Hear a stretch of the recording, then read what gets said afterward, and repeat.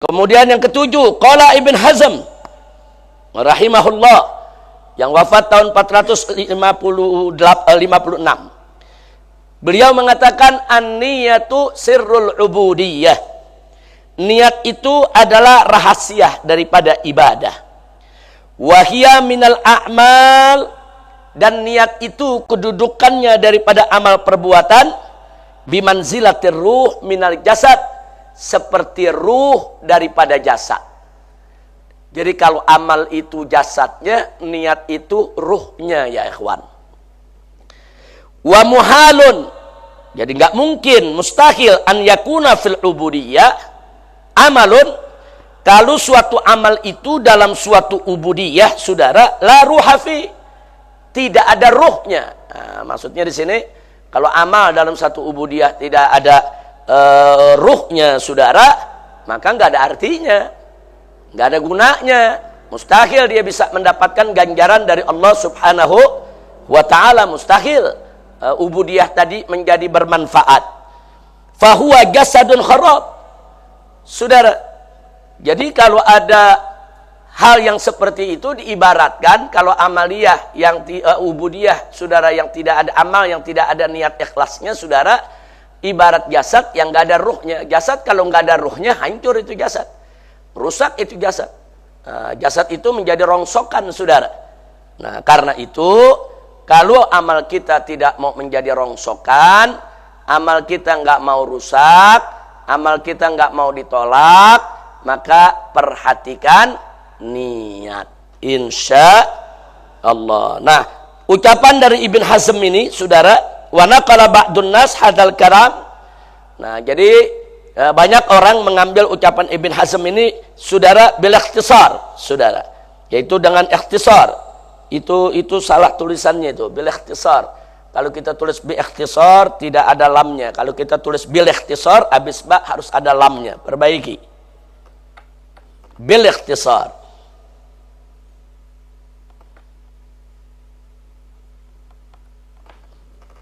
Nah, ini alif di sini, saudara, ini hamzatul wasl. Jadi kalau kita baca enggak perlu dibaca ikhtisarnya, bil ikhtisar, bil ikhtisar. Jangan baca bil ikhtisar, bil ikhtisar. Kalau tidak ada lamnya kita baca bi ikhtisar. Nah, jadi banyak orang menyingkat ucapan Ibn Hazm ini, saudara, dengan ucapan an-niyatu sirrul ubudiyati wa ruhuha. Nah, jadi niat itu adalah rahasia daripada ibadah dan merupakan ruh daripada ibadah itu sendiri, saudara. Nah, jadi ini diringkas sedemikian rupa, tapi tetap kita sebagai amanatun ilmiah, kita mesti tahu asal daripada ucapan ini dari siapa, dari Ibn Hazm rahimahullah. Kadang-kadang memang dalam kalimat ada yang ingin mengucapkannya lebih singkat, lebih simpel, ada yang ingin mengucapkannya lebih panjang, saudara, dengan tujuan biasanya yang singkat itu hanya dipahami oleh orang-orang yang cerdas. Tapi orang-orang yang sedikit kurang cerdas kadang-kadang dikasih kalimat singkat justru nggak paham. Dia mesti ada penjelasan.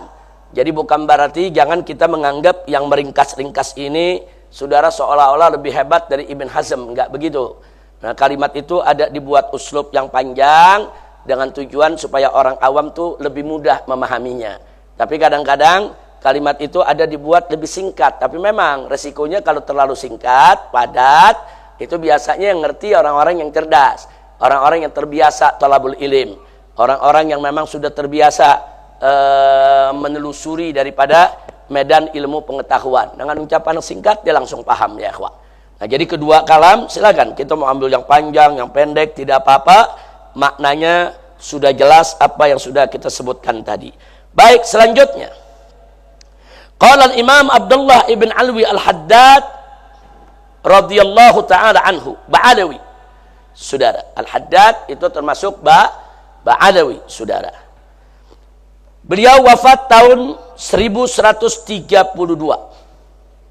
Beliau menyampaikan fi baitin min asy'ari, salah satu syairnya dalam diwannya, saudara, beliau katakan, wali salihin niyati kaman mutaharriyan mustaghfiran minha wa raqib wakhsha. Jadi beliau katakan, saudara, tentang sholihin niat. Sholihin niat itu niat-niat yang bagus. Kita perhatikan kebagusan niat. Perhatikan kebaikan niat. Nah, terhadap untuk saudara perbaikan niat, untuk kebagusan niat, kun mutaharriyan.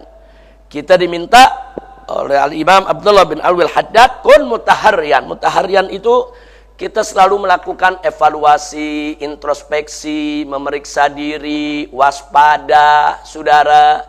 Nah, jadi beliau ingatkan, hati-hati, waspada, periksa, evaluasi, introspeksi, jangan bosan. Selalu menyimak, periksa, lihat itu niat kita dalam setiap amal. Nah, supaya apa? Terjamin sholihin niat kita. Terjamin niat kita itu betul-betul bagus. Jadi beliau ingatkan, li sholihin niat kun mutaharriyan. Jadi supaya niat kita itu selalu bagus, jangan sampai amal kita ditolak oleh Allah, maka kita harus selalu mawas diri. Mutaharriyan itu mawas diri, waspada, introspeksi diri, evaluasi diri, meriksa diri. Nah, saudara, maka itu beliau ingatkan mustaghfiran minha, saudara. Nah, itu harus kita banyak-banyak untuk melakukan itu semua, banyak-banyak melakukan amal baik dan banyak-banyak juga menancapkan niat baik, saudara. Nah, untuk itu semua raqib, awasi, jangan ketat, wakhsha, dan takutlah kepada Allah Subhanahu wa ta'ala. Insyaallah kalau kita selalu mengawasi niat kita, saudara, dengan landasan kita takut kepada Allah, jangan sampai amal kita tidak diterima oleh Allah. Kalau kita selalu mawas diri, introspeksi, evaluasi, insyaallah amal-amal soleh kita terjaga. Mudah-mudahan amal soleh kita tidak tertolak. Amin ya rabbal alamin. Hati-hati. Kembali kepada hadis tadi, ingat, orang berjuang, mati sakit, bersimbah darah, mengorbankan nyawa, itu amal luar biasa, bahkan bisa dikatakan kummatul a'mal. Dia berada di puncaknya amal baik, itu jihad ya ikhwan, sampai dia mati sakit akhirnya. Tapi gara-gara niat tidak ikhlas, Allah enggak terima ya ikhwan. Na'udzubillah min dalik. Begitu juga coba lihat orang yang nuntut ilmu, saudara, jatuh bangun, mengorbankan waktu, tenaga, pikiran, harta benda, sampai jadi ulama, saudara. Sampai dakwah ke sana kemari, mengorbankan waktu, pagi, siang, sore, malam, terus dakwah, saudara. Jatuh bangun dengan segala resikonya, itu luar biasa itu amal. Enggak main-main itu amal ya ikhwan. Sulit dicari tandingannya amal semacam itu, saudara. Tapi ingat, begitu niatnya tidak ikhlas karena Allah, Allah tolak. Allah tolak. Allah enggak lihat tuh jatuh bangun dia, sungsang sumbel dia, saudara. Enggak, Allah enggak lihat.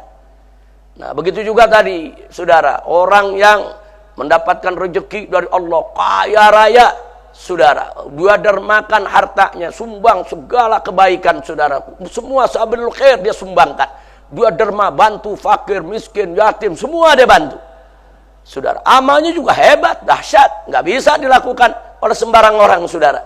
Tapi gara-gara niat tidak ikhlas, Allah tolak. Na'udzubillah min dalik. Nah, makanya dalam menuntut ilmu pun seperti tadi dituntun sama Habib Muhammad bin Husail Attas, kita selalu mengawali pengajian kita dengan niat. Niat taklim, niat ta'allum, semuanya semata-mata hanya untuk mencari ridha Allah. Tancapin niat ya ikhwan. Anda baca kitab, tancapin niat karena Allah. Anda belajar, tancapin niat karena Allah. Anda hafalin Al-Quran, tancapin niat karena Allah.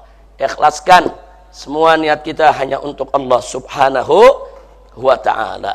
Baik, laqad syaraha hadzal bait, saudara, bait syair dalam diwan daripada Al-Habib Abdullah bin Al-Haddad Ba'adawi radhiyallahu taala anhu tadi sudah disarahkan, saudara, sarhan wafian, dengan sarah yang begitu bagus ya kawan, lengkap, mencakup semua aspek. Itu dilakukan oleh Al-Imam Al-Habib Ahmad bin Zain Al-Habsyi radhiyallahu taala anhu. Ini kelihatannya tahunnya ini copy paste dari atas. Coba diperiksa tahun wafatnya Hanif, diperiksa. Habib Abdullah bin Al-Haddad dengan Habib Ahmad bin Zain Al-Habsyi. Yang mana yang benar, yang mana perlu diperbaiki? Coba diperiksa. Sudah ketemu? Habib Abdullah Al-Haddad, betul tahunnya? 1132. Sudah benar. Nah, kalau Habib Ahmad bin Zain 1144. Perbaiki semua. Nah, perbaiki tahun wafatnya. Nah, ini biasanya begini nih bisa terjadi karena copy paste nih. Copy atas, turunin bawah, lupa diperbaiki ya ikhwan. 1144. Baik. Nah, jadi itulah yang kita sudah sampaikan tadi, semua ada 8 poin. Semua merupakan sebagian daripada fakta-fakta, bukti-bukti ataupun dalil saudara betapa pentingnya niat. Maka itu tolong semua perhatikan niat saudara. Ini amanat dari Nabi maupun para sahabat dan para tabi'in serta tabi'it tabi'in agar kita fokus memperhatikan niat saudara. Sekarang kita masuk yang berikutnya.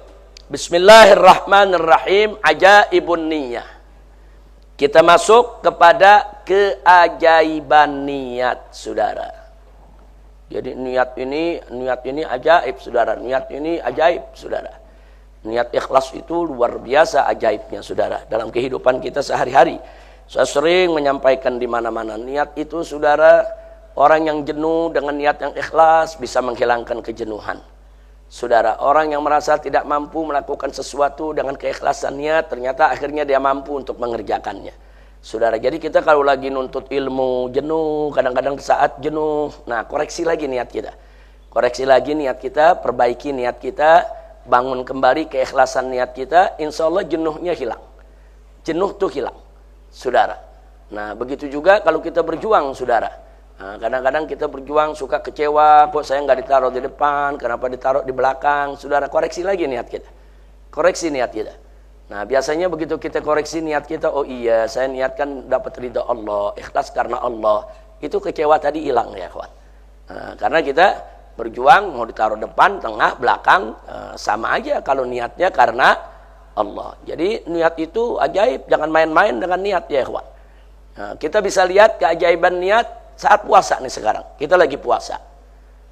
Coba diingat-ingat, kalau kita lagi tidak puasa, tidak punya niat puasa di malam hari, pagi jam 10 pagi udah lapar kita. Jam 12 sudah haus ya ikhwan. Nah, apalagi semakin sore, wah semakin lapar dan semakin haus saudara. Tapi begitu bulan puasa, kita niat. Atau puasa sunnah lah, Senin Kemis. Yang biasa diamalkan oleh para santri MS. Apalagi puasa Ramadan. Saudara, begitu kita tancapkan niat di malam hari, nah, sampai siang pun kita nggak berasa lapar, nggak berasa haus. Bahkan sampai sore. Kecuali, ya kalau kitanya yang mengumbar tenaga. Saudara, siang-siang main bola umpamanya. Nah, jam 1 siang main bola, ya haus. Itu dia yang mengumbar tenaga, saudara. Tapi kalau kita normal-normal saja, melakukan aktivitas yang normal, kerja yang normal, enggak. Sampai maghrib kita nggak berasa lapar, nggak berasa haus. Kenapa? Itulah salah satu keajaiban niat.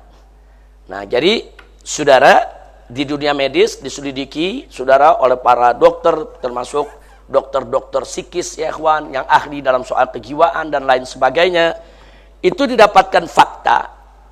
Kalau orang menancapkan niat di malam hari untuk puasa, nawaitu sauma ghadin an adai fardhi syahri ramadan hadhihi sanati lillahi ta'ala. Begitu dia tancapkan niat di dalam hatinya, fi qalbi, di dalam jiwanya saudara, maka hati tadi akan connect dengan dia punya otak saudara, dengan dimag. Otak itu dalam bahasa Arabnya dimag. Otaknya ini terkoneksi langsung dengan dia punya hati.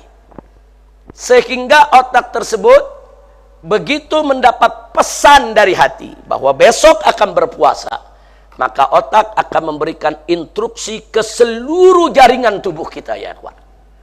Seluruh jaringan tubuh dan seluruh organ-organ tubuh kita, seolah-olah pesan yang diterima dari hati tadi diterjemahkan oleh otak kita untuk dikirim ke seluruh organ tubuhnya. Seolah-olah otak itu memberikan peringatan, isyarat, hati-hati, besok puasa. Dari fajar sampai sore, kalian semua, hai organ tubuh, hai jaringan, hai kelenjar, hai hormon, tidak akan dapat asupan makanan. Tidak akan ada asupan minuman. Nah, dikasih tahu tuh semua. Sehingga hemat-hemat menggunakan hormon. Hemat-hemat, kelenjar itu mengeluarkan hormon. Hemat-hemat, yaitu dengan tenaga. Semua bagian tubuh diminta untuk hemat, saudara. Nah, jadi begitu bagian tubuh tadi menerima perintah, instruksi dari otak tadi, mereka semua persiapan. Besok puasa. Apakah itu jantung, apakah itu ginjal, apakah itu pankreas, saudara, apakah itu liver, apakah itu kelenjar-kelenjar, apakah itu hormon-hormon yang kita produksi. Semua begitu menerima perintah, maka semua mempersiapkan diri untuk puasa selama sekian belas jam. Nah, jadi kalau lagi nggak puasa, mereka nggak dapat perintah. Ya, mereka sesuka-suka mereka. Mengeluarkan hormon, kelenjarnya kerja, saudara, semua bekerja dengan sehari-hari seperti orang yang tidak puasa. Kalau mereka tidak terima perintah. Makanya orang yang nggak niat, jam 9, jam 10 pagi udah lapar, udah haus. Tapi orang yang pasang niat, jam 12 siang belum lapar, belum haus. Enggak ada, saudara. Kenapa? Karena seluruh organ tubuh kita, seluruh jaringan tubuh kita, seluruh, saudara, hormon-hormon yang diproduksi oleh para kelenjar kita, semua melakukan penghematan. Dan semua melakukan kehati-hatian, supaya mereka bisa bertahan sampai tiba waktu maghrib. Alhamdulillah. Saya tanya, saudara, itu keajaiban apa itu? Niat tuh ajaib. Hati-hati, jangan pandang remeh. Niat enggak, saudara. Niat itu penting. Bahkan ada pepatah Arab mengatakan, himmatur rijal tahdimul jibal. Saudara, himmah, niat yang kuat yang dimiliki oleh seseorang itu mampu untuk meruntuhkan sebuah gunung, saudara. Nah, jadi tancapkan niat itu penting, saudara. Tancapkan niat. Kita mau lakukan suatu hal yang besar. Tancapkan niat. Kita mau lakukan satu hal besar. Mau bangun pesantren, mau bangun majelis taklim. Padahal duit belum punya, saudara. Tancapkan dulu niat, saudara. Kenapa? Himmatur rijal tahdimul jibal. Niat yang kuat dari orang itu mampu untuk meruntuhkan gunung. Artinya dengan niat yang kuat, kita akan terdorong untuk mewujudkan apa yang kita niatkan. Insya Allah. Jadi niat itu ajaib, saudara, betul-betul bisa menjadi support buat diri kita, jiwa kita di dalam melakukan aneka ragam amalan. Nah, baik, kita kembali ke halaman 13, ajaibun niyah, keajaiban niat. Di dalam surat Shad, saudara, Allah berfirman menceritakan tentang pengakuan iblis. Qala Allah Ta'ala fi i'tirafi iblis bi'adami quwwatihi li'ighwa'il mukhlasin. Jadi dalam satu ayat Allah berfirman tentang pengakuan iblis bahwa dia tidak punya kekuatan untuk menggoda orang-orang yang ikhlas, saudara. Allah nyatakan, faqala ta'ala, di dalam Al-Quranul Karim Allah ceritakan kepada kita tentang bagaimana pengakuan iblis tersebut. Qala fa bi'izzatika la ughwiyannahum ajma'in illa ibadaka minhumul mukhlasin. Jadi iblis bersumpah di hadapan Allah, fa bi'izzatika, dengan kebesaranmu, kemuliaanmu ya Allah. Nah, jadi bersumpah iblis, la ughwiyannahum ajma'in, aku akan goda, akan aku selewengkan, akan aku sesatkan seluruh anak keturunan Adam. Semua dia mau sesatkan. Dia bersumpah depan Allah, saudara. Nah, karena iblis disuruh sujud kepada Adam nggak mau, karena iri, dengki, takabur, akhirnya Allah murka. Allah tetapkan menjadi penghuni neraka jahanam. Nah, kemudian dendamnya iblis bersumpah di hadapan Allah, dia akan sesatkan anak keturunan Adam, ya ikhwan. Tapi ada pengakuan, illa, kecuali ibadaka minhumul mukhlasin, kecuali hamba-hambamu ya Allah yang mukhlasin, saudara. Nah, kemarin saya ada singgung sedikit soal mukhlis dan mukhlas dari kacamata tasawuf. Tapi kalau kita mau lihat dari pemahaman umum, Kita lihat dari tafsir para ulama ahli tafsir, apa sih beda mukhlis dengan mukhlas? Mukhlis itu isim fa'il, mukhlas itu isim maf'ul. Nah, jadi beda fa'il dengan maf'ul. Artinya, kalau mukhlis itu dia fa'ilnya, dia mengikhlaskan ibadahnya untuk Allah. Dia pelakunya, melakukan keikhlasan untuk Allah. Maka disebut mukhlis. Nah, saudara. Nah, kalau mukhlas, saudara, dia maf'ul, saudara. Jadi Allah, saudara, yang memilih dia. Karena dia ikhlas ibadahnya untuk Allah, dia naik pangkat, saudara. Dengan keikhlasannya untuk Allah, Allah menerima ikhlasnya dia. Dan Allah jadikan orang tersebut sebagai orang-orang pilihan Allah subhanahu wa ta'ala. Nah, orang yang sudah dipilih oleh Allah karena keikhlasannya tadi disebut mukhlas. Nah, berarti mukhlas lebih tinggi daripada mukhlis. Nah, kalau mukhlis, isim fa'il, dia pelakunya, dia melakukan keikhlasan untuk Allah. Nah, begitu dia ikhlas untuk Allah, Allah terima. Nah, terus Allah masukkan dia di dalam orang-orang yang Allah pilih, mukhlasin. Nah, seperti siapa tuh yang Allah pilih orang-orang mukhlasin? Seperti para rasul dan anbiya. Para rasul dan para nabi itu termasuk mukhlasin.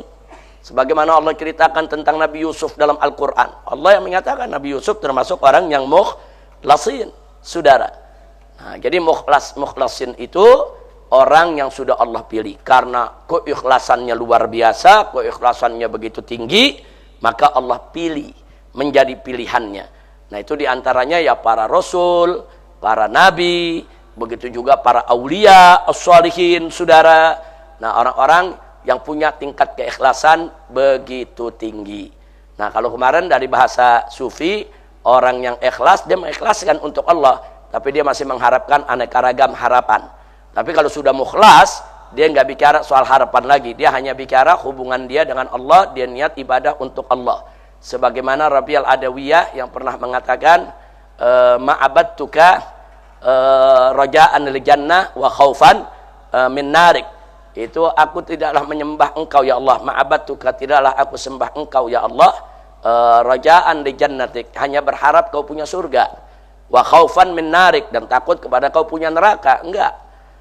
Jadi Rabi al-Adawiyah menekankan bahwa beliau ibadah kepada Allah bukan karena mengharap surga, bukan karena takut kepada neraka, tapi hanya semata-mata untuk mengharapkan cinta dari Allah. Nah, kalau Allah udah cinta hambanya, terserah Allah. Allah mau kasih di mana, mau taruh di mana, saudara. Nah, itu tingkat keikhlasan, ketakwaan yang luar biasa. Ini yang punya begini nih orang-orang yang muqarribin, saudara. Orang-orang yang muqarrabin, yang sudah dekat betul-betul dengan Allah subhanahu wa ta'ala. Tapi jangan terus diartikan, oh kalau gitu ibadah mengharapkan surga, nggak boleh dong. Nggak betul, siapa bilang nggak boleh? Oh kalau gitu ibadah takut meneraka, nggak boleh dong. Nggak betul, siapa bilang nggak boleh takut masuk neraka, saudara.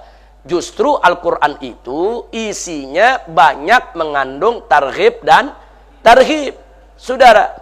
Allah berikan targhib, kita disupport, diiming-iming. Ayo, kalau ibadah begini dapat akhlak begini, ibadah begini dapat akhlak begini. Tahu-tahu begitu kita berharap nggak boleh, kan lucu. Nggak mungkin, nggak boleh. Nah, Allah yang iming-imingin, masa nggak boleh? Allah yang iming-imingin, masuk surga gak? Nah, nih, sholat, puasa, zakat, ayo masuk surga. Nah, kita pengen masuk surga, kita ibadah, nggak apa-apa ya ikhwan. Nah, jadi untuk orang-orang, untuk muridin, bagi orang-orang awam, bagi orang-orang yang masih menuntut ilmu, bagi orang-orang yang baru menapaki, menelusuri jalan thariqah kepada Allah, nggak apa-apa. Dia ibadah mengharap surga, dia ibadah takut kepada neraka. Allah ceritakan dalam Al-Quran tentang neraka, tentang siksa, supaya apa? Supaya hambanya takut. Nah, terus tahu-tahu si hamba takut masuk neraka, dibilang nggak boleh ente takut, nggak dapat pahala ente kalau takut kepada neraka. Nggak betul ya ikhwan. Jadi jangan ungkapan orang-orang yang muqarrabin mau diterapkan kepada orang awam. Enggak begitu. Masing-masing orang punya tingkatan. Ya, ikhwan. Sama dengan cari rezeki. Bagi orang awam, saudara, ya mau dapat rezeki, ya cari. Ya, tapi bagi orang-orang yang sudah muqarrabin, saudara, rezeki enggak dicari tetap bakal datang. Nah, ini ada tingkatannya. Jangan tingkatan imannya masih lemah, saudara, ibadahnya juga masih kurang. Nah, tahu-tahu udah mau mengamalkan amalan muqarrabin, saudara. Wah, udah nggak mau kerja, udah nggak mau cari nafkah, udah punya anak, punya bini, masa bodoh lah, kita serahin sama Allah. Pokoknya rezeki dijamin. Saudara, akhirnya bininya kelaparan, anaknya kelaparan, yang disalahkan Allah. Nah, ini kenapa begini? Katanya rezeki dari Allah. Enggak begitu. Semua masing-masing berbuat sesuai tingkatan. Kalau tingkatan kita masih tingkatan awam, masih tingkatan penuntut ilmu, ikuti sabab musabab ya kawan. Ikuti saja sunnatullahnya. Tapi kalau orang-orang yang sudah tinggi, muqarrabin, para aulia, ada sikap-sikap seperti itu, enggak perlu dicari. Rezeki tanpa dicari pasti datang. Ya betul. Itu keyakinan mereka dan mereka terapkan dalam hidup mereka. Nah, kenapa mereka boleh menerapkan itu? Karena kalau mereka yang terapkan, begitu rezekinya belum datang, mereka nggak ngeluh. Mereka nggak ngeluh. Nah, untuk ini saya pernah ceritakan di sini, saudara. Bagaimana perdebatan antara Imam Syafi'i dengan Imam Malik radhiyallahu taala anhuma. Ini guru sama murid nih, saudara. Nah, gurunya Imam Malik, muridnya Imam Syafi'i. Nah, Imam Malik punya pendapat seperti tadi tuh. Pokoknya rezeki nggak usah dicari juga datang. Nah, Imam Syafi'i kalau ngajar murid-muridnya ya rezeki cari, saudara. Nah, para murid melihat kelihatannya Imam Syafi'i Imam Malik ini berbeda, saudara.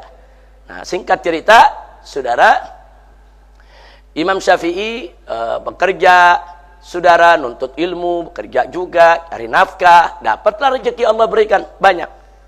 Nah, kemudian datang ke Imam Malik bawa hadiah buat Imam Malik, gurunya. Nah, begitu diberikan kepada Imam Malik senyum, lihat, ente dapat pakai nyari, anda dapat nggak pakai nyari. Nah, paham maksudnya? Nah, si guru dapat pakai nyari gitu. Enggak, yang datang siapa?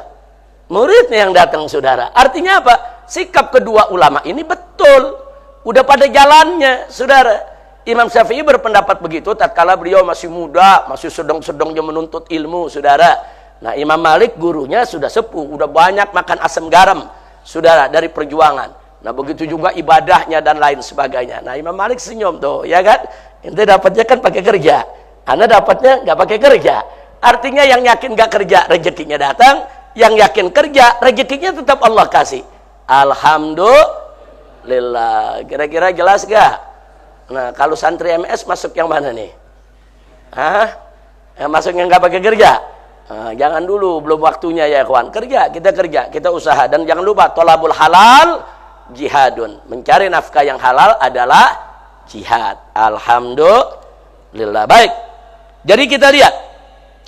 Dalam ayat ini menunjukkan betapa iblis mengakui, saudara, kelemahannya jika berhadapan dengan hamba-hamba Allah yang ikhlas. Nah, ini termasuk keajaiban niat.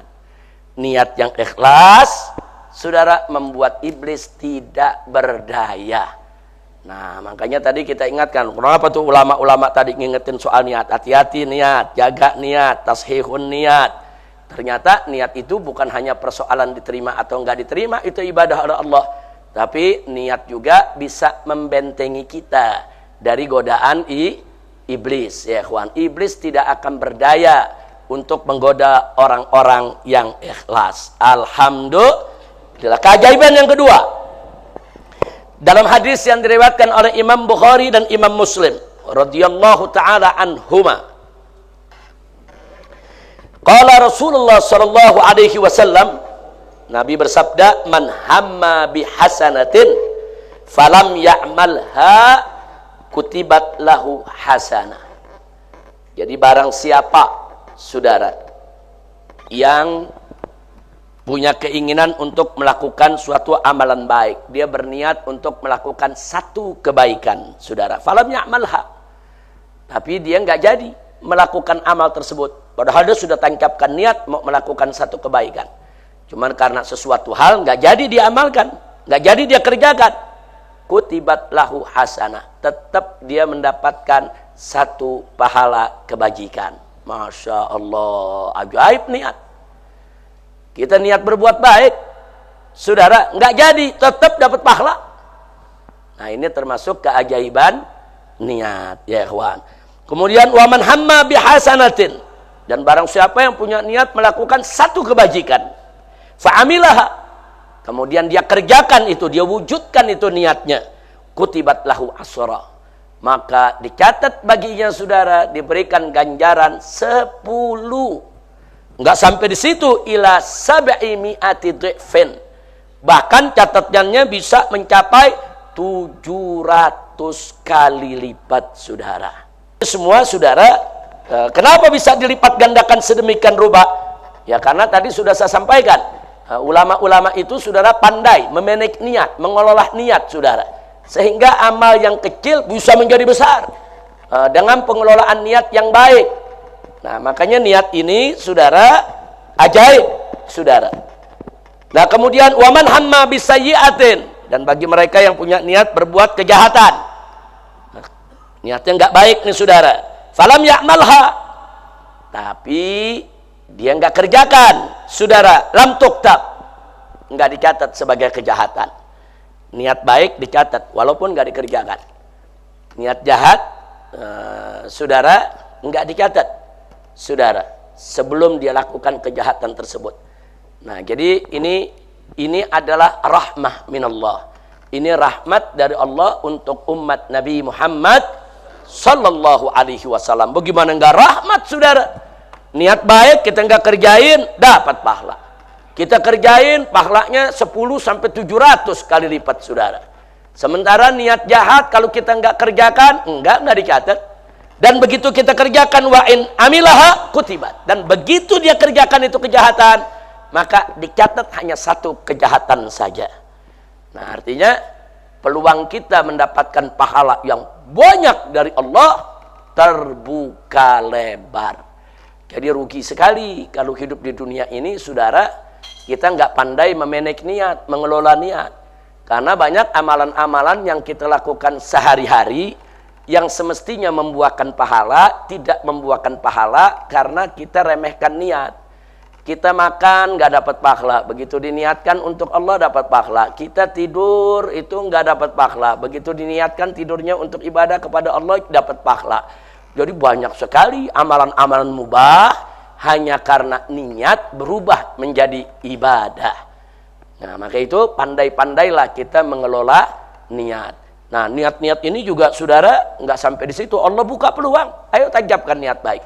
Walaupun kita belum mengerjakannya, udah dapat pahala satu. Kita kerjakan, dapat pahala berlipat-lipat. Subhanallah. Nah mudah-mudahan Allah bukakan kita kemudahan untuk selalu menancapkan niat yang baik. Baik, berikutnya saudara, ada satu riwayat haditsul Hasan radhiyallahu taala anhu saudara, yang diriwayatkan oleh Al-Imam Abdul Qasim Ismail bin Muhammad Al-Jauzi Al-Asfahani. Nah, dalam kitab At-Targhib wa Tarhib. Nah, ini ada satu cerita menarik, saudara. Diceritakan dalam riwayat tersebut, kanat sajaratun tu'badu min dunillahi azza wajal. Dulu ada sebuah pohon yang disembah dari selain Allah subhanahu wa ta'ala. Jadi ada pohon yang disembah oleh segolongan manusia. Faja'a ilaiha rajulun, kemudian datanglah saudara seorang laki-laki saudara untuk mengurus pohon tersebut. Waqala, laki-laki tersebut jalan menuju pohon tersebut saudara sambil berkata, la aqta'anna hadhihi syajarah, saya akan tebang ini pohon. Sungguh-sungguh pasti akan saya tebang ini pohon. Dia mau potong itu pohon saudara. Faja'a ilaiha liyaqta'aha ghadaban lillah, maka dia datang menuju pohon tersebut, dia mau potong tebang itu pohon ghadaban lillah, dia marah karena Allah. Nah karena dia ikhlas karena Allah saudara, dia nggak mau lihat ada sesuatu yang disembah selain Allah, apalagi pohon yang dijadikan Tuhan saudara di lingkungannya. Jadi dia niat dia mau potong. Falakiyahu syaitan fi surati insan, di tengah jalan sebelum sampai ke pohon tersebut, setan menemui dia fi surati insan. Setan tadi berwujud manusia. Faqala, nah setan yang berwujud manusia ini berkata kepada laki-laki tadi yang mau nebang pohon, maturid, mau apa kamu? Qal, dia menjawab, ra'aitu an aqta'a hadhihi as-sajarata allati tu'badu min dunillah. Aku ingin tebang pohon itu yang disembah selain Allah. Qala, maka setan tadi yang berwujud manusia berkata kepada orang tadi, idza anta lam ta'budha fama yadurruka man abadaha. Kalau ente nggak nyembah itu pohon, lalu rugi apa ente kalau orang yang menyembahnya? Ada urusan apa? Kok ente mau tebang itu pohon? Ente nggak sembah itu pohon, ya sudah. Orang lain nyembahnya, ente rugi apa dengan orang lain itu nyembah itu pohon? Kemudian saudara, laki-laki tadi tetap menjawab, la aqta'annaha, tetap ana mau tebang itu pohon. Qala lahu syaitan. Setan ini berkata kepada orang tadi, ini setan ini kalau menggoda tuh dengan berbagai macam cara ya ikhwan. Nah, setan berwujud manusia tadi mengatakan, halaka fima huwa khairun lak. Nah, apakah bagimu, untukmu, mau atau tidak, ada sesuatu yang lebih bagus daripada apa yang akan kau lakukan, yaitu la taqtaha, kamu jangan potong itu pohon, jangan. Walaka dinaron kullayum, dengan ganjaran setiap hari kau dapat 2 dinar. Dinar itu mata uang emas, saudara. Mata uang emas 1 dinar itu sekarang berapa 1 dinar? Hari ini harganya dia kurang lebih 4,5 gram emas. Sekarang emas berapa? Ada 1,5 juta? Hah? 1,700 coba kali 4 atau 5 gram jadi berapa tuh? Jadi 5, 7, 8 jutaan, saudara. Ya, jadi pokoknya setiap hari dapat duit nih. Kalau 1 dinar aja 8 juta, 2 dinar berarti 16 juta, saudara. Kira-kira ada orang menebang pohon, semangat amar ma'ruf nahi munkar, mau tebang ini pohon.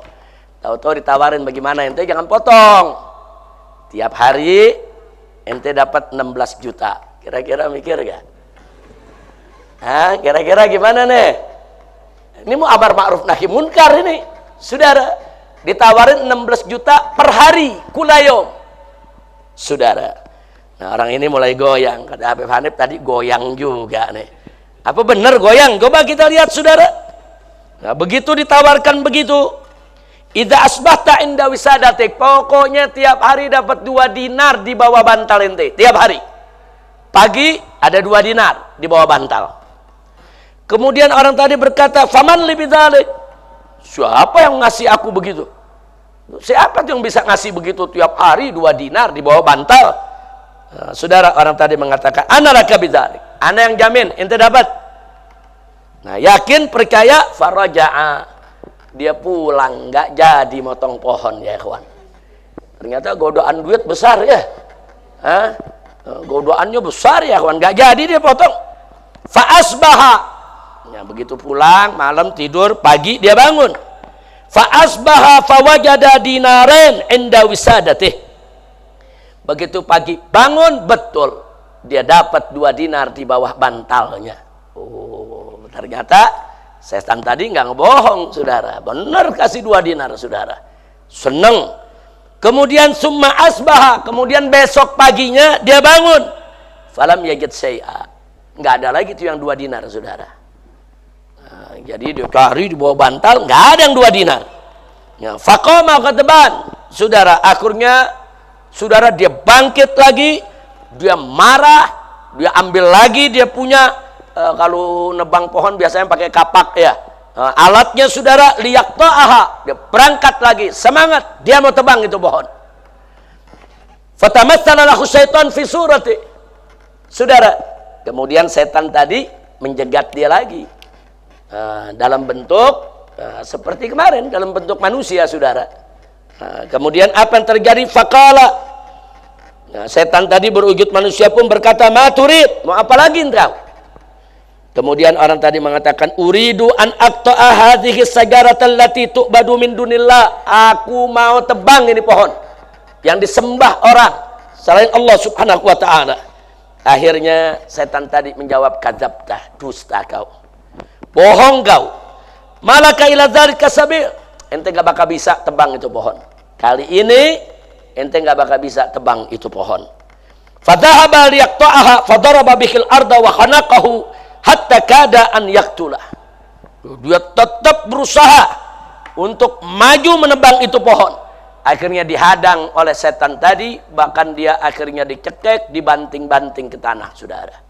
Dia dibanting ke tanah, dipukul, dicekek, saudara. Padahal dalam riwayat lain disebutkan, saudara, dalam riwayat lain di awalnya disebutkan kemarin pada saat setan itu menghalangi, saudara, sempat berantem dengan dia, tapi setan nggak menang, jatuh bangun. Dia semangat mau tebang, jatuh bangun setannya, saudara. Dalam riwayat lain ada keterangan tentang hadis ini, saudara. Ada riwayat lain yang menyebutkan redaksinya seperti itu. Jadi kemarin, saudara, waktu dia berkelahi dengan setan, setan tidak mampu untuk menghalanginya. Setan yang dibanting-banting, saudara. Nah, sampai setan menawarkan, udahlah, kau jangan tebang, yang penting tiap hari dapat 2 dinar.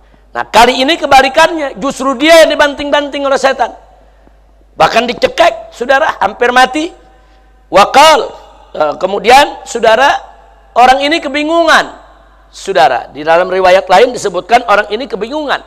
Kemarin kau gampang aku jatuhkan, kenapa sekarang kau jadi sekuat ini? Nah, apa dikatakan oleh orang tadi, saudara, oleh setan yang berwujud manusia? Tadri man ana? Kau tahu siapa aku?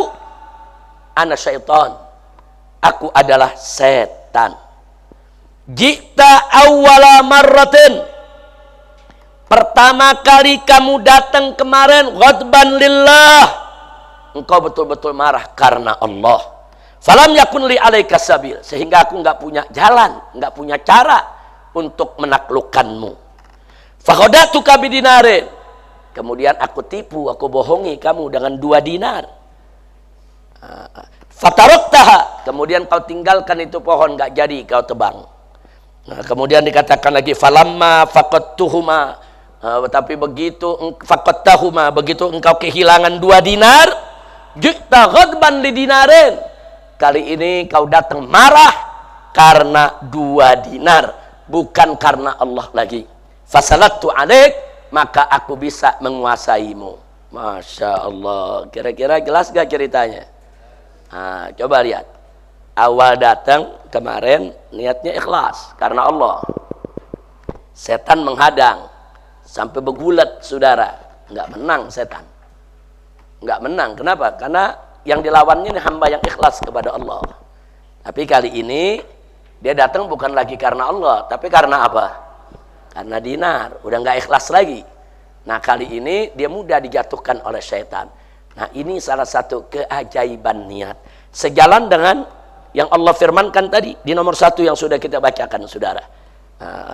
Iblis tidak punya daya upaya untuk menaklukkan orang-orang yang ikhlas. Nah, cerita ini sejalan dengan apa yang Allah sampaikan dalam ayat tadi, bahwa iblis, saudara, dan pengikutnya, para setan semuanya tidak punya kemampuan untuk menaklukkan orang-orang yang ikhlas. Jadi ikhlas itu benteng kita, saudara. Dia mampu untuk bisa membantu kita menaklukkan iblis. Nah, saya mau tanya, ini apa namanya? Keajaiban niat. Niat itu ajaib ya ikhwan, ajaib. Baik, berikutnya yang keempat, haditsul ansariyin. Ada riwayat 2 orang Ansor, saudara, yang sangat populer, dikenal oleh ulama di mana-mana, sering dibawakan, saudara. Bunyi hadisnya, niatul mu'min khairun min amalih. Niat seorang mukmin lebih bagus daripada amalnya. Ini diriwayatkan rawahu Sahal ibn Sa'ad wa Nuwas ibn Sam'an al-Ansariyan. Ini diriwayatkan oleh Sahal bin Sa'ad dan Nuwas ibn Sam'an. Dua-duanya Ansari, saudara. Tapi ada persoalan di sanadnya. Qala al-Iraqi, Al-Imam Al-Iraqi, saudara, yang wafat tahun 806, wal Asqalani, dan Imam Ibn Hajar Asqalani yang wafat tahun 852, begitu juga As-Suyuti dan Imam Suyuti yang wafat tahun 911, begitu juga wal Ajli yang wafat tahun 1162 Hijriah. Mereka semua sepakat mengatakan haditsun dhaif. Ini hadis nilainya dhaif. Wa qala Mulla Ali Qari. Nah, sementara Mulla Ali Qari menambahkan Beliau wafat tahun 1014. Beliau katakan, saudara, qila la aslalahu. Nah, jadi ada juga yang mengatakan, konon katanya hadis ini la aslalahu, enggak ada sumber asal usulnya. Au bi aslihi maudhu, atau ternyata telah ditelusuri asal usulnya ini hadis maudhu, hadis palsu.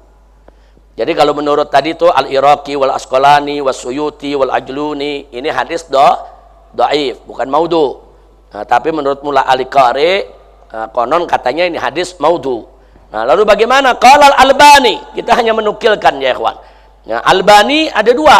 Di salah satu kitabnya dia katakan dhaif, di kitab yang lain dia katakan maudhu. Saudara, jadi berputar antara dhaif sama maudhu. Baik, walakin qala al-Imam Dainuri, tapi Imam Dainuri yang wafat tahun 333 Hijriah punya pandangan tentang isi matan hadis ini. Beliau mengatakan, wa makna hadzal hadis hasanun. Makna daripada hadis ini adalah hasan, bagus maknanya, artinya. Wa dzalika, yang demikian itu, annallaha azza wa jalla yukhallidul mu'mina fi jannatihi bi niyyatihi la bi amalih. Karena memang faktanya, saudara, yang demikian itu bahwasanya Allah Subhanahu wa taala mengekalkan orang-orang yang beriman di dalam surganya karena niatnya, bukan karena amalnya. Nah, ini menarik, saudara.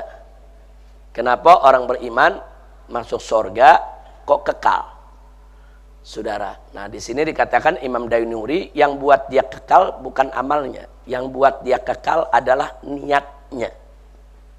Nah, mari kita lanjutkan. Walau juzya bi amalihi lam yastaujib at-takhlid. Andai kata seorang hamba itu diberikan balasan oleh Allah karena amalnya, saudara, maka dia nggak bisa mendapatkan kekekalan di sorga. Kalau sekedar buat amalnya aja dia masuk sorga, nggak cukup modal untuk kekal di sorga, saudara. Kenapa? Li'annahu amalun fisinina ma'dudah. Karena amal perbuatan dia hanya berlangsung selama beberapa tahun. Berapa tahun sih dia beramal untuk Allah? Dia hidup di dunia 60 tahun, 70 tahun, 80 tahun. Nah, sinin ma'dudah, saudara. Nah, masa sinin ma'dudah terus mau dapat kekal di sorga? Nah, jadi kalau karena amalnya, saudara, mesti seimbang. Amalnya 60 tahun, ya masuk sorganya kurang lebih seimbang. Itu kalau masuk sorga karena amal, saudara. Wal jaza'u yaqa bimithliha wa ad'afiha.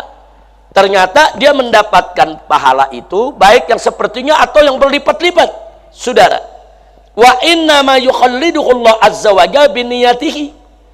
Sesungguhnya yang membuat dia kekal di dalam sorga, saudara, bukan amalnya, akan tetapi niatnya. Kenapa? Li'annahu, karena orang tersebut kana nawiyan an yuti Allah azza wa jal abadan lau abqahu abadan.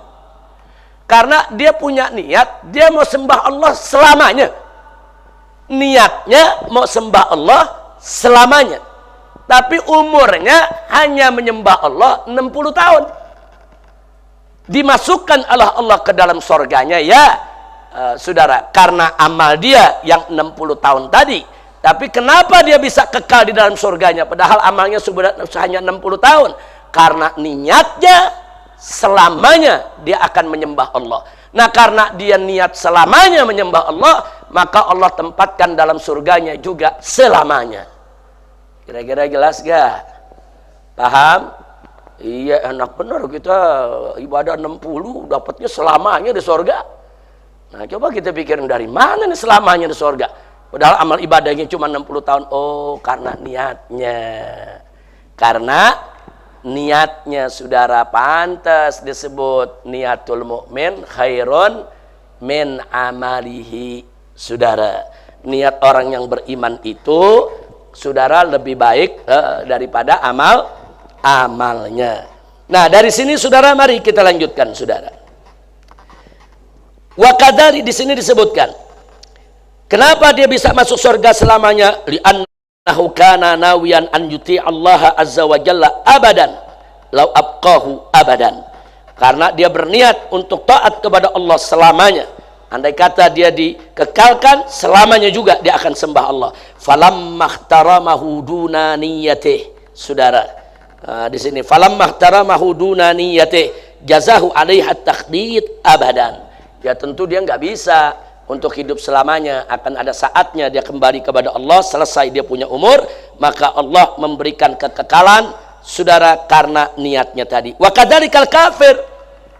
Dalam beberapa riwayat hadis tadi ada terusannya, niatul mu'min khairun min amalih wa niatul kafir syarrun min amalih. Ada bunyinya begitu. Niat mukmin lebih bagus daripada amalnya, saudara, sedangkan niat kafir lebih jelek daripada amalnya. Nah, kok bisa niat orang kafir lebih jelek dari amalnya? Li'annahu kana nawiyan, karena dia berniat an yuqima ala kufrihi abadan, karena dia berniat dia mau selamanya kafir.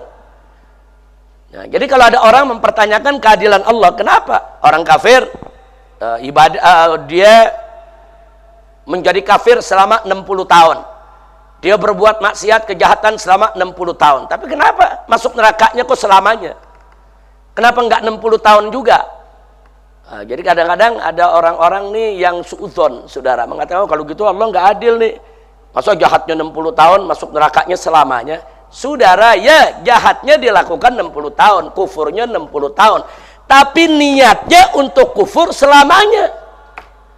Dia nggak pernah ada niat untuk masuk Islam, dia nggak pernah bersahadat, dia nggak pernah tunaikan, saudara, sahadatain untuk Allah dan Rasulnya.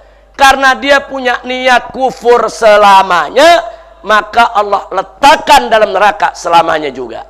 Kira-kira jelas tidak? Nah, jadi maka itu saya tanya, kalau gitu niat penting tidak ini? Penting, hati-hati, niat itu ajaib, saudara. Karena niat, kita ibadah cuma 60 tahun. Karena niat kita mau nyembah Allah selamanya, Allah kekalkan kita dalam surganya. Insya Allah. Nah, ini juga min ajaibin niat. Ini keajaiban niat. Nah, karena itu Al-Imam As-Sakhawi, saudara, wa qala As-Sakhawi, Imam Sakhawi yang wafat tahun 902, saudara, fil ajwibatil mardiyah, di dalam kitabnya Al Ajwibatul Mardiyah menyebutkan, ruya min turukin fiha maqal. Ya, hadis tadi itu niatul mu'min khairun min amalih diriwayatkan lewat beberapa jalur, dan memang di dalam jalur-jalur sanad tersebut ada maqal, ada perdebatan, ada pembicaraan di antara para ulama ahli hadis. Lakin akan tetapi yata'akkadu ba'duha min ba'din, akan tetapi ada sebagian riwayat yang menguatkan riwayat yang lain, baik secara matan maupun secara sanad. Wala yub'ad an yartaqi bin nazar. Maka itu kalau diteliti, bukan nggak mungkin, bukan menjadi jauh kalau dia akan naik tingkatannya bimajmu'iha ilal hasan, dengan mengumpulkan, gabungkan riwayat-riwayat yang serba dhaif tadi, bisa naik tingkatnya menjadi hasan, saudara. Waqala, dan beliau juga berkata fil maqasidil hasanah, dalam kitab maqasidil hasanah, wahya wa in kanat dha'ifah, hadis ini walaupun dhaif, fa bi majmu'iha yataqawwal hadis, tapi kalau digabungkan semua riwayat-riwayatnya, hadisnya menjadi kuat. Waqad afradtu fihi wa fi maknahi juz'an, khusus tentang hadis ini, saudara, beliau sudah membuat bahasan tersendiri, ada juz tersendiri khusus berkenaan dengan hadis ini. Bal fi asir mujalasatil Dainuri, bahkan saudara, di dalam kitab Al-Mujasalah Ad-Dainuri di bab ke-10, saudara, di sana ada ilmamu bi ba'din ma wujjiha bihi fayuraji. Nah, ini yang tadi kita udah bacakan. Jadi Imam Sakhawi menyebutkan, bahkan Imam Dainuri sudah menyebutkan tentang makna-maknanya yang bagus, tentang isinya yang bagus, saudara, isinya enggak bertentangan dengan ajaran yang dibawa oleh Nabi alaihi salatu wassalam. Maka itu beliau minta silakan untuk kembali melihat ucapan Imam Dainuri. Wal Imam Zarqani yang wafat tahun 1099 justru mengatakan hasanun li ghairi. Itu hadis menjadi hasan li ghairi. Wa qala Tirmidzi, wa qala Zabidi, saudara, bukan Tirmidzi, maaf.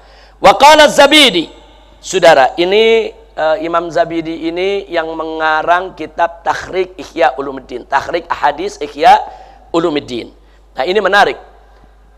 Kitab Ihya Ulumuddin kan banyak dituduh ada hadis-hadis maudhu, palsu. Salah satunya ini ya, ikhwan. Salah satunya ini hadis. Karena tadi Albani sendiri mengatakan ini maudhu, Mula Al-Qari mengatakan ini maudhu, saudara. Bahkan sebagian mengatakan ini dhaif. Nah, Imam Zabidi dalam takhrik hadis ini membela, saudara, kedudukan daripada hadis ini. Bahkan Al-Imam Al-Iraqi sendiri yang pertama kali melakukan takhrik hadis Ihya Ulumuddin ikut mendoifkan hadis ini. Nah, tapi kemudian dikaji kembali oleh Imam Zabidi, beliau, saudara, mengatakan falahu turuq bimajmu'iha yataqawwal hadis. Jadi hadis ini punya banyak jalan yang kalau digabungkan hadis ini bisa menjadi kuat.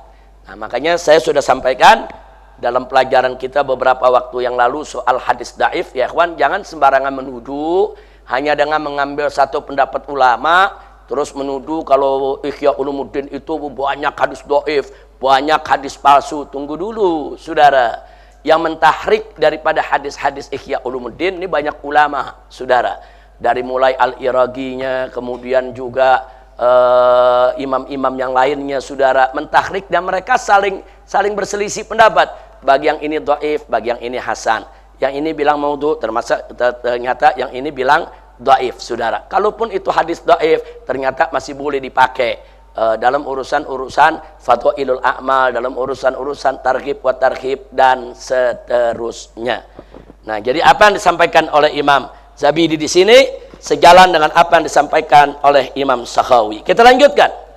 Wa qala al-Munawi yang wafat tahun 1031. Beliau mengatakan li anna niyata ubudiyatul qalbi, karena niat itu adalah ibadahnya hati, wal amala ubudiyatul jawarih, sedangkan amal perbuatan adalah ibadahnya anggota badan, wa amalul qalbi ablaghu wa anfa, dan amal hati itu, saudara, lebih manfaat, lebih mantap, saudara, kalau dibandingkan dengan amalan badan, saudara.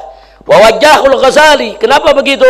Imam Ghazali memberikan alasan buat kita semua, bi anna bin niyati wal amali tamamul ibadah, karena niat dan amal keduanya kalau digabung itu merupakan tamamul ibadah. Ibadah menjadi sempurna. Ada amal, ada niat. Ada amal, ada niat. Ibadah jadi sempurna. Wan niyah, dengan demikian niat itu ahadu juz'aiha, menjadi separuh bagian daripada ibadah tersebut. Lakinnaha, akan tetapi bagian yang niat tersebut khairuhuma, yang terbaik. Jadi kalau ditanya nih ibadah, ada niat, ada amal. Nah, berarti dibagi dua tuh ibadah. Separuh niat, separuh amal. Tapi bagian niat jauh lebih besar dibandingkan dengan amal, saudara, untuk menunjukkan pentingnya niat. Nah, kemudian li'annal a'mal bil jawarih ghairu murada illa litaktsiriha fil qalb. Kenapa begitu? Karena amal badan kita ini semua kita lakukan tujuannya tidak lain dan tidak bukan untuk memberikan athar kepada hati kita, saudara. Jadi udah di hati kita pasang niat, amal yang kita lakukan juga sebetulnya untuk memperbaiki hati kita juga, saudara. Jadi ada athar dari ibadah untuk memperbaiki hati. Fayamilil khair, sehingga dengan demikian hati kita menjadi cenderung kepada kebaikan. Wa yagla'u ansyar, dia jadi terlepas daripada keburukan. Fayatafarraq lidzikr wal fikir. Nah, sehingga dengan demikian, saudara, bisa terisi, saudara, digunakan untuk zikir, untuk fikir, untuk tafakkur, saudara, yang semuanya bisa menyampaikan ilal unsi wal ma'rifah, kepada kelembutan dan ma'rifah kepada Allah. Yang keduanya huma sababus sa'adatil ukhrawiyah, yang keduanya merupakan sebab kebahagiaan daripada akhirat. Wa qala rahimahullah. Nah, selanjutnya Al-Munawi mengatakan, saudara, niatul mu'min khairun min amali, wa amalul munafiq khairun min niyatih. Nah, ini menarik, saudara. Jadi dikatakan, kenapa bisa demikian? Li'annahu lama kana al-mu'min fi azmi annahu ya'budullah madama hayyan wa la yusrik bihi syai'a, kana niyatahu khairan min amalih. Tadi sudah kita jelaskan. Karena seorang mukmin itu kalau dia sudah berazam untuk selalu dan seterusnya selama hidup menyembah Allah, tidak akan pernah untuk mempersekutukannya, sehingga niatnya lebih baik daripada amalnya. Niatnya untuk seumur hidup, padahal amalnya tidak, niatnya abadi selamanya, sedangkan amalnya hanya sepanjang hidupnya, saudara. Wali annaha sabiqatun alaihi wa halil munafiq bil aks. Nah, kalau munafik kebalikannya, saudara. Nah, kalau munafik kebalikannya. Tapi tadi sudah kita jelaskan soal niatul kafir itu memang ada dalam hadis. Kalau niatul munafik ini bagian daripada yang disampaikan oleh Imam Munawi untuk menjelaskan, saudara, posisi amal dan niat.